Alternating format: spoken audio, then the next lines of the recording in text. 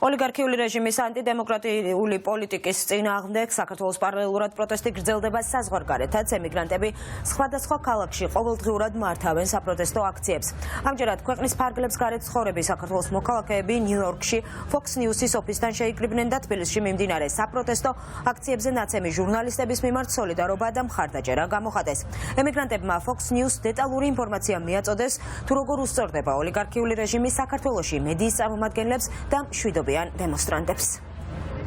შევიკითხეთ Fox News-ის ოფისთან, ვინაიდან მოგესალმებით საერთაშორისო მსხვილი მედია ორგანიზაცია, რომელიც დემოკრატიული სახელმწიფო და ყველაზე მეტ ადამიანს აწვდის ყოველდღიურობას. მივაწოდეთ ის ინფორმაცია თითოეული მებრძოლი თავისუფლების უმაგრესი ჟურნალისტის თუ რას უშვება ეს დალადობრივი რეჟიმი. ჩვენ თქვენს გვერდით ვართ, ჩვენ ყველა დემოკრატიულ მექანიზმს გამოვიყენებთ ეფექტურად, რომ ამ რუსულ მარიონეტულ რეჟიმს, ივანიშვილის რეჟიმს თავისი ადგილი მიუჩინოთ, რაც შეიძლება მალე.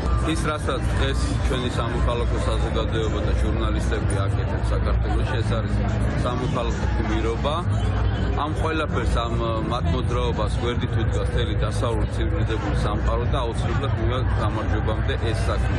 მინდა მოგიწოდოთ იყოთ მხნე და მთელი დასავლეთი თქვენს გვერდით არის.